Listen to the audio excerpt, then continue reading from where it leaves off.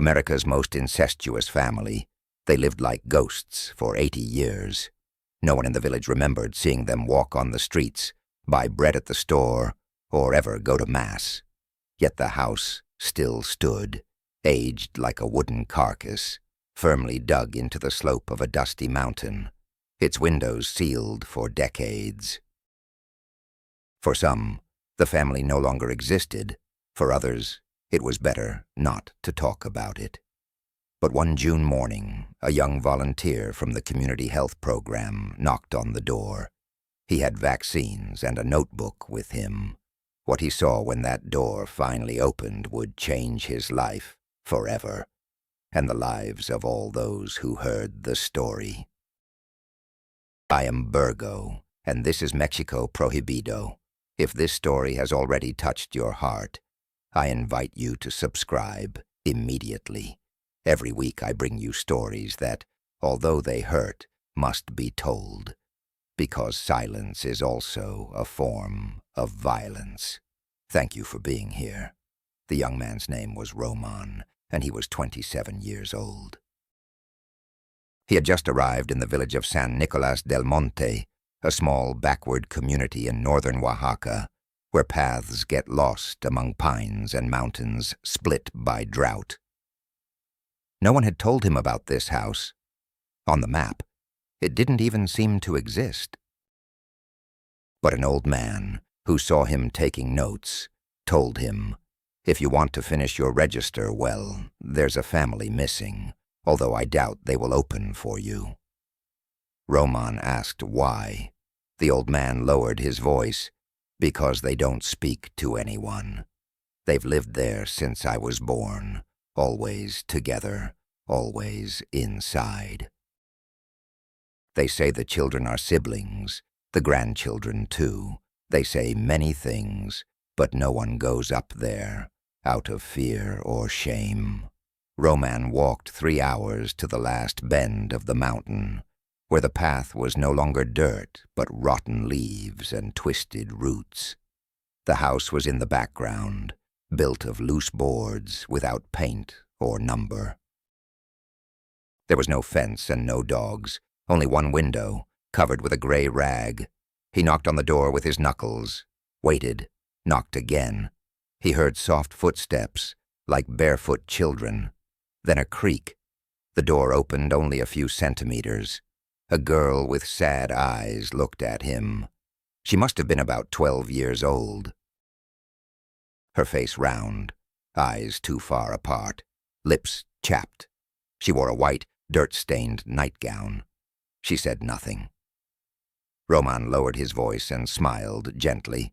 "Hello, I'm from the health center. I'm just here to help. Is your mom here?" The girl lowered her gaze and pointed inside. Roman shivered. The smell of confinement was thick, like damp wood and rancid oil. When the door opened a little wider, he didn't know whether to enter, but he did. The room was almost empty, only a mattress without sheets, 2 chairs with incomplete legs, and a crooked table. In one corner, an old man, sitting on the floor, mumbled incomprehensible words.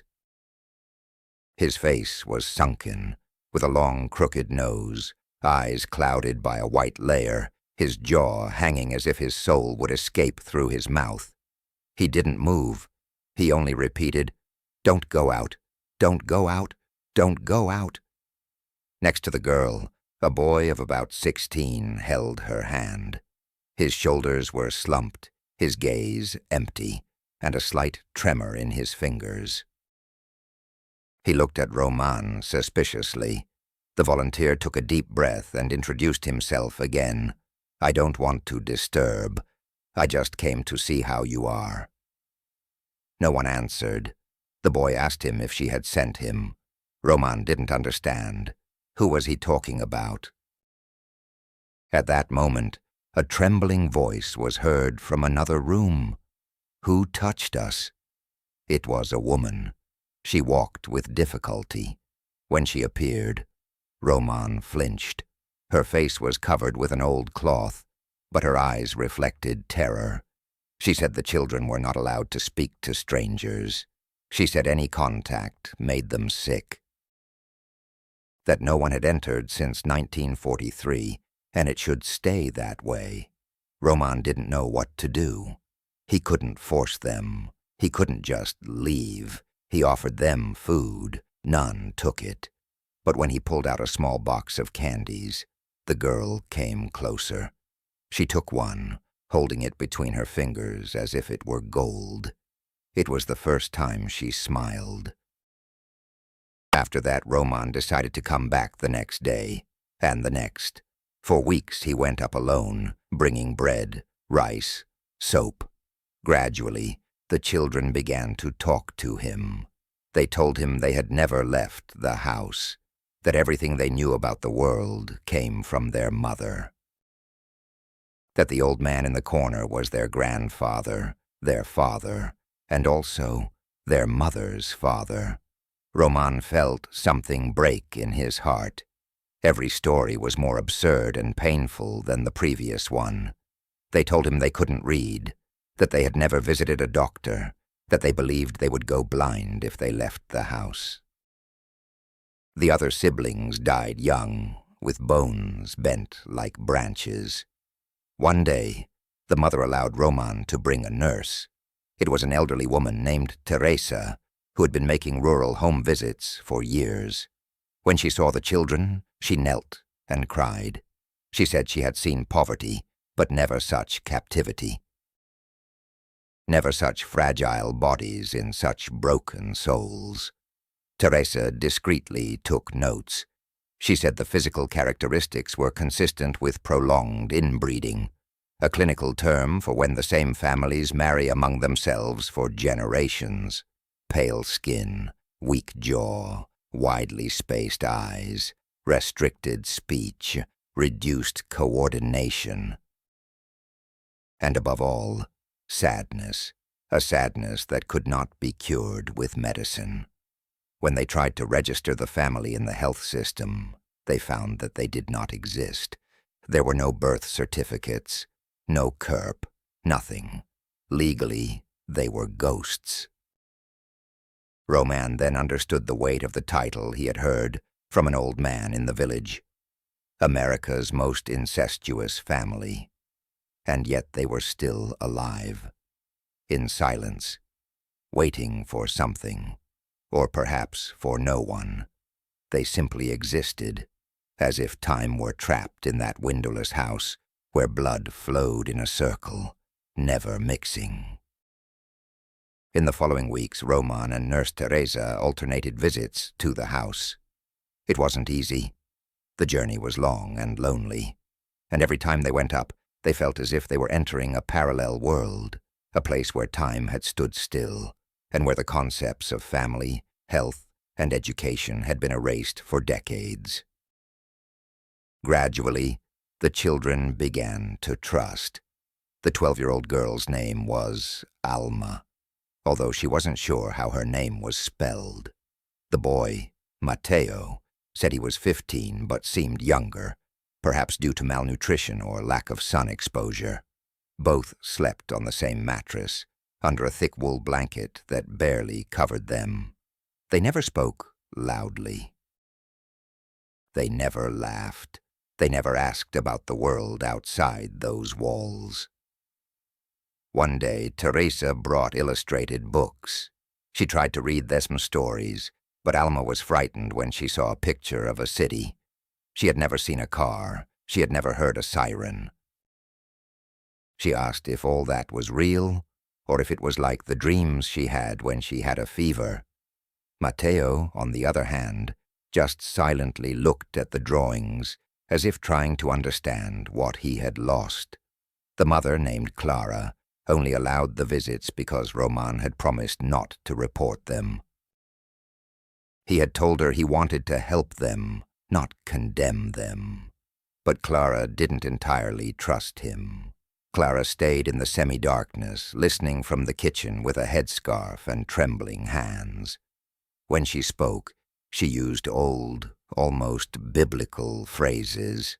She said God would punish them if they broke the blood pact. She said her grandmother had warned them they would die if they left.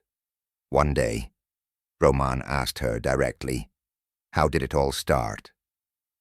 Clara lowered her gaze and mumbled that she didn't remember exactly, that it all went back to her grandmother, who fell in love with her cousin and was driven out of the village. They said it was a sin. Her son was born disfigured, that's what she called him. Then they fled into the mountains. There, far from the world, they began to live without outside rules. The grandmother married her own cousin, the mother her brother, and she, the son of both. Roman felt a nausea that was not just physical, it was existential. Could such a story repeat itself for so long without anyone stopping it? Where were the neighbors? Where was the government? When he inquired in the village, the answers were vague and defensive. Some said, yes, they knew about this family, but it was none of their business. Others assured him it was just gossip. There was no evidence. An older lady confronted him directly. "And what do you want to do? Save them? Do you think they'll be grateful? Better leave them as they are. They don't want to come out." But Roman couldn't leave it at that. Every visit was a reflection of the unbearable. One afternoon, Matteo showed him a scar on his back. He said his mother had inflicted it on him when he got too close to the door. It was to keep him from being tempted to flee. Alma revealed that she sometimes dreamed of other children, but didn't know if they were real or imagined. She asked Teresa if there were more children in the world. Teresa couldn't answer without her voice breaking. The situation was at its limit. There was a medical, psychological, legal, and human risk. Teresa decided to write a report for the Ministry of Health, but did so under a pseudonym, fearing reprisals or indifference. In the document, she described the conditions in detail. The visible endogamy, the neglect, the systematic negligence, the complete absence of a legal identity. After a few days, she received a reply. Cases of clear jurisdiction. It is recommended to forward to the local DIF. When they contacted the state DIF, a social worker went up to the house with them. It didn't take longer than 10 minutes. When she saw the family, heard the grandfather's repeated mumbling, perceived the smell of captivity, she said they needed a specialized team and that would take weeks. She never came back. When Roman and Teresa decided to act on their own, they couldn't wait. They feared that one of the children could die at any time. The grandfather barely ate. Clara had stopped talking to them. Everything was falling apart. And yet no one seemed willing to intervene. One day, while Alma was sleeping, Teresa cut her nails, washed her hair, and gave her clean clothes. Alma cried quietly. She said no one had ever touched her like that. That her mother only hugged her when she was sick, and that Matteo was the only thing she had. Teresa looked at her tenderly. She asked her if she wanted to go to school. Alma didn't know what that was. Matteo, on the other hand, began to write his name on a sheet of paper, with crooked, trembling letters. Each letter cost him like a stone. But he managed. "Am I Matteo?" Then he looked at Roman and asked, "Does this make me real?" Roman couldn't answer.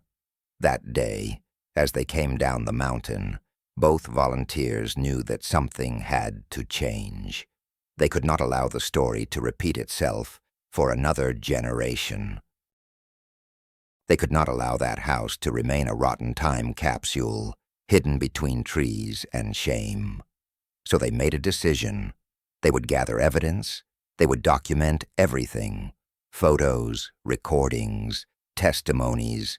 They would build a case that no bureaucrat could ignore, not with stigmatization, but with facts. Because what was at stake was not just a family. It was a historical debt to the invisible. But just as they were ready to return with cameras and witnesses, something happened. The house was empty. The door was ajar, hanging on a rusted hinge. No trace of Alma, nor Mateo, nor Clara, nor the grandfather. Roman felt the air in his chest freeze. Teresa tried not to panic, but her hands trembled. They had come to record the story, to gather evidence to change the situation. Instead, they found an empty house, silent as an abandoned temple. There were no signs of struggle, no suitcases, no food taken. It didn't seem as it had when they last saw it. The mattress lay on the floor, the old stuffed animal in the corner, the closed fairy tale books on the crooked table. But something was different. The atmosphere was even heavier. It was as if the house had been uninhabited for many years. The dust seemed thicker, and the smell sourer. Roman slowly went into the back room. There he found a small wooden box. Inside was a lock of hair, tied with red thread, and a carefully folded piece of paper. It was a torn sheet from one of the books Teresa had brought them. On the back, written in large, scrawled letters, was, "We leave out of fear. Thank you for seeing us." Teresa collapsed on the floor. She didn't cry. She didn't scream. She just stayed there, with her back bent, repeating softly that it wasn't fair, that it shouldn't be like this, that no one just disappears. Roman tried to stay calm and looked for traces. He walked along the path leading from the house, calling the children's names. Nothing, only the echo of his voice bouncing off the trees.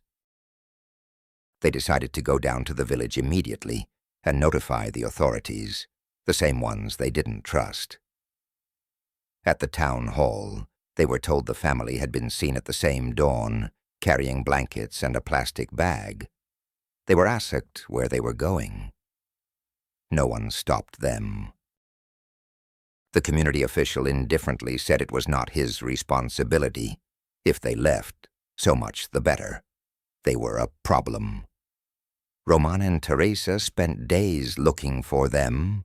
They asked at bus stops, bus terminals, in small rural clinics.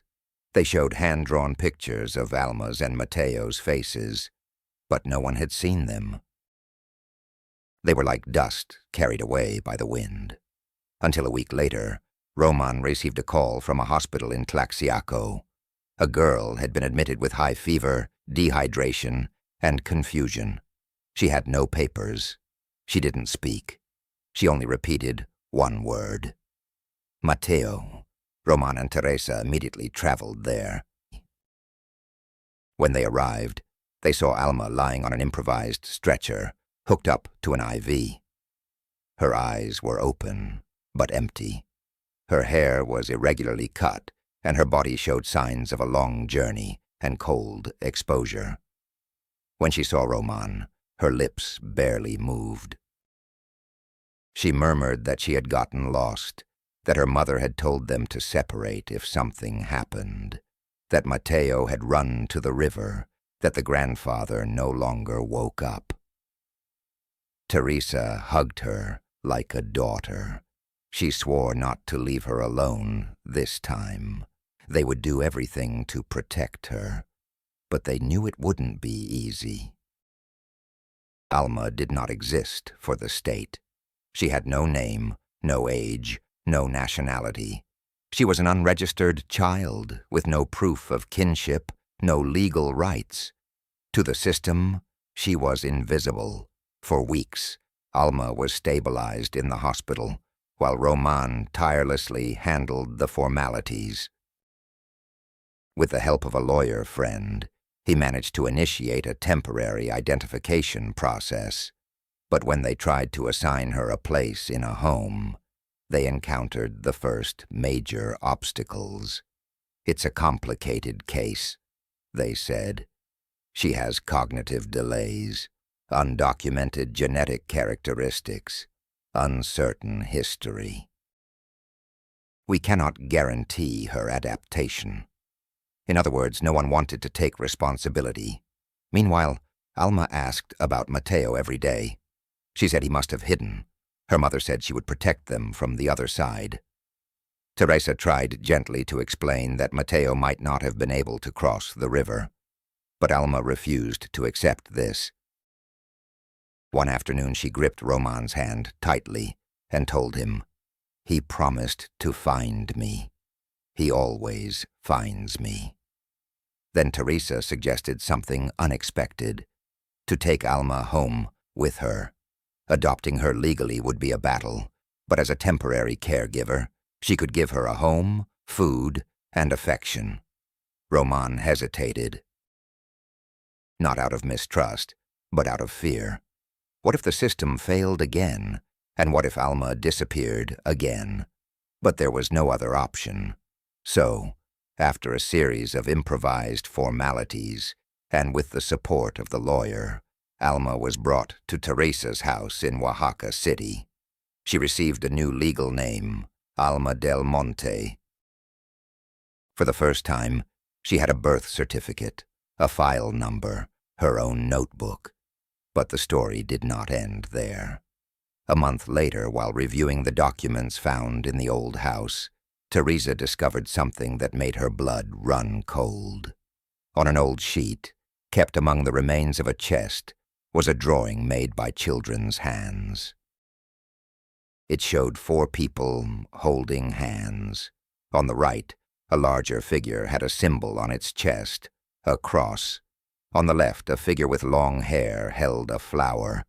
But in the middle, a faceless child had written a word in capital letters, I. It was the drawing of someone who never knew who they were. Roman then understood that the story of Alma and Mateo was not an exception. It was an open wound, a mirror of what happens when misery, abandonment, and ignorance are inherited as a cursed surname, when blood encloses itself and rots within itself, when children grow up believing there is no world beyond the walls of their house. That's why they decided to go further. They would give the case to the media. They would respectfully, but firmly, show the truth. They would create a documentary. They would demand changes in rural health policies, in identity registration, in the monitoring of isolated communities. Because if Alma could survive 80 years of family history, marked by silence, then she deserved to be heard. And maybe, just maybe, she could also find her brother. In the first weeks in Teresa's house, Alma didn't sleep well. She woke up crying every night, softly screaming Mateo's name, as if her brother could hear her from an invisible place in the world. They tried to calm her with gentle songs, with a warm hand on her forehead, with a glass of warm milk. But Alma's eyes remained 2 cloudy mirrors, in which fear did not disappear. She kept asking when they would return to the mountain. She kept asking if God had gotten angry because they had broken the pact. Roman, for his part, did not stop searching. With his contacts in community organizations, he searched the villages near San Nicolas del Monte, spoke with pastors, coffee pickers, transporters. He showed Mateo's drawing, his silent face, his tired eyes. Some said they had seen a similar young man walking alone on the paths of the Mixteca Mountains. Others swore they had mistaken him for a lost soul. But no one had touched him. No one had spoken to him. One day, Roman received a call from an old man named Evaristo, who lived in a hut 3 hours from the area where the family had disappeared. He said that every evening when the sun set, a thin boy with dirty clothes and a lost look would pass by his property. He never asked for anything. He just sat under a mesquite tree and gazed at the horizon. He didn't speak, didn't eat, didn't cry. He simply existed, as if waiting for something or someone. Roman set off that same afternoon, accompanied by a local guide. The hike was tough. They traversed areas with dense vegetation, narrow paths, and slippery stones. The guide asked him if all the effort was worth it for a lost boy he wasn't even sure was real. Roman didn't answer. He knew it wasn't just about a reunion, but about a redemption. They reached the place at sunset, and there he sat. Under the tree sat Matteo. His hair was a tangle of dust and branches. His feet were covered with dry mud. His shirt hung on his body as if it had been put on a scarecrow, but his eyes were the same. Roman called him by name. Matteo didn't answer. He just looked at him suspiciously, as if he didn't know whether to run or stay. Roman knelt before him. He showed him a photo of Alma. He told him that she was waiting for him, that she was alive, that she was safe. Matteo blinked slowly. Then with a rough voice, as if he hadn't used it for weeks, he mumbled, Did she eat? Roman nodded, swallowing. Yes, she eats every day, and she sleeps in a bed, and she has a doll, and a window. Matteo closed his eyes, and for the first time in years, a tear slid down his cheek. The return journey was slow. Matteo didn't speak much. He walked with short steps, as if every muscle ached. He stopped to observe things he had never seen before. A traffic sign, a plastic bag moved by the wind, a rusty bicycle on a fence. He touched everything with his fingers, as if wanting to memorize the world. When they arrived in the city, Teresa received him with a mixture of astonishment and relief. Alma ran to hug her brother, but she stopped abruptly when she saw him so changed. Matteo looked at her with a faint smile and only said, "Now I have found you." They hugged in silence like two broken halves finally reunited. No one else cried. It wasn't necessary. The air in the room filled with a fragile peace, as if time had granted a ceasefire for a moment. But reality was not long in coming. Matteo, like Alma, had no legal registration. There was no way to prove they were siblings, or that they even existed. Every attempt to legalize their stay in Teresa's house was a minefield of bureaucracy, mistrust, state psychologists, and social workers who asked questions without listening to the answers. There were officials who suggested the children might have been part of a sect. Others proposed sending them to a psychiatric hospital. Society, once again, didn't know what to do with what it didn't understand. Teresa, exhausted but steadfast, organized a press conference. Roman gathered evidence, photos, audio recordings, the drawing with the word I, the hair tied with red thread. Alma gave him a letter she had written with Teresa's help. It read, "My house had no windows. Now I have one. My world was only my brother. Now I have more people, but I don't want them to separate us again. We want to be together. That's all." The letter went viral. Local, then national media began to report on the case. The nameless children, they called them. The ghost family from the mountain. There were those who criticized Teresa and Roman, accusing them of being opportunists. Others offered help. Lawyers, therapists, artists, human rights defenders. The story touched areas most preferred not to see. The structural neglect, The inherited ignorance, the rural endogamy, the disregard for invisible lives. It was thanks to this public pressure that a special file was finally opened with the National Human Rights Commission.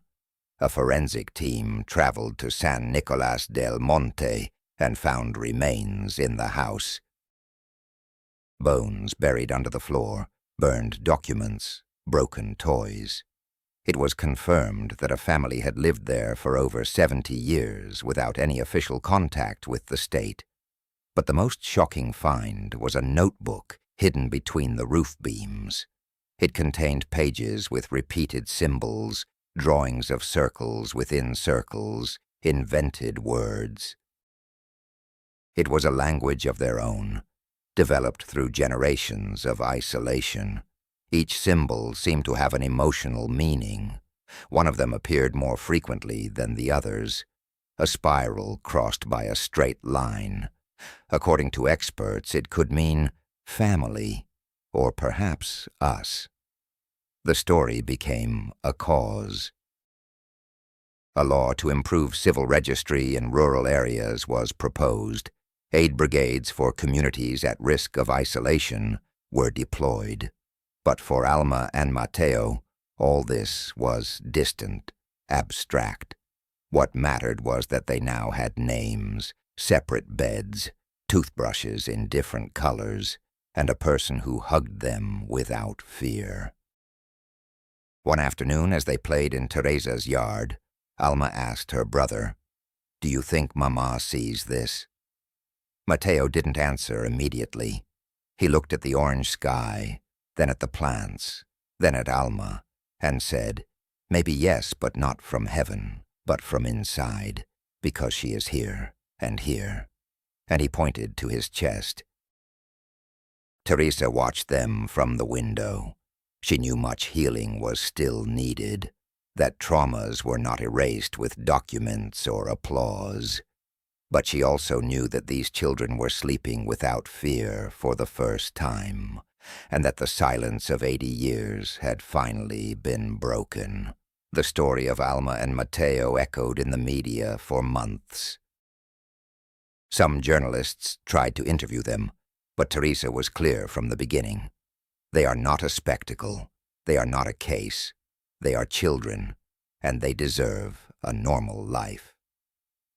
Over time, the spotlights dimmed. People got distracted by new news, new scandals, new tragedies. But in a small house in the center of Oaxaca, life went on. Mateo began to attend a special school. He found it difficult to adapt at first. He felt different, awkward, out of place. But he found a teacher who looked at him not with pity, but with patience. And one day, in an art class, he drew something that silenced the room. It was a dry tree with tangled roots like snakes. And on one of the branches, 2 children held hands. When the teacher asked him what it meant, Mateo said, "That's where we grew up, but we are no longer there." Alma, for her part, became Teresa's happy shadow. She helped with everything, sweeping, preparing tortillas, watering the plants. She asked about the meaning of words she heard on the radio, and loved listening to old songs. Every night, before going to bed, she asked to be read a story. Her favorite story was about a girl who got lost in the forest, but found a flower that glowed in the dark. Alma said that flower was like Roman. Roman continued his work in forgotten communities, but something in him had changed. He was no longer just a volunteer. He was a witness. Every time he knocked on a door in a remote mountain, he did so with the certainty that another soul could be hidden behind it, another Mateo, another story that deserved to be told, and above all, to be saved. One afternoon, Teresa found the 2 siblings sitting silently in the sun. Alma held the old plush bear they had rescued from the house on the mountain. Mateo told her that this bear might have been there before they were born. that it might have belonged to the first child of their lineage. Alma looked at him and asked if that meant they were now the last. Matteo thought for a moment and said, "No, we are the first, of the new." That same day, Teresa gave them a photo album she had had printed. On the cover, a simple picture, all three smiling in their usual clothes in the house's yard. Upon opening it, Alma saw something that left her speechless.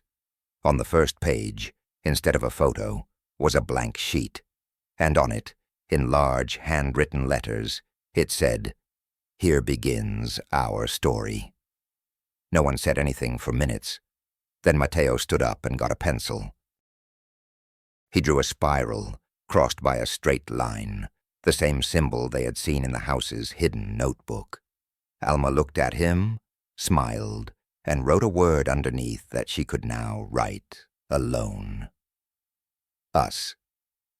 That night, Teresa lit a candle at the window, as she always did when she wanted to remember those who could not escape the silence. Those who remained trapped in time, in fear, in ignorance, those no one sought. And as the flame danced, Alma and Matteo slept, embraced, unaware that at heart they too were a flame, one that does not extinguish. The story of this family forces us to look where we don't want to. It is uncomfortable. It confronts us with the failures of the system, the selfishness of the modern world, the inherited errors we sometimes prefer to ignore. But it also shows us that love, patience, and truth can open doors that have been closed for generations. And if you have come this far, if this story has touched you, even for a moment, I invite you to subscribe to the Mexico Prohibido channel, because as long as there are people who listen, who share, who ask questions, silence cannot win. Here, even stories that hurt have a voice. Here, the forgotten count. Leave me your comment. What did you feel when you learned the story of Alma and Matteo? What do you think we need to change as a society so that something like this doesn't happen again? I'll read you. And most importantly, don't forget that, even if a family lives like ghosts for 80 years, there is always a way back to the light. Thank you for being here.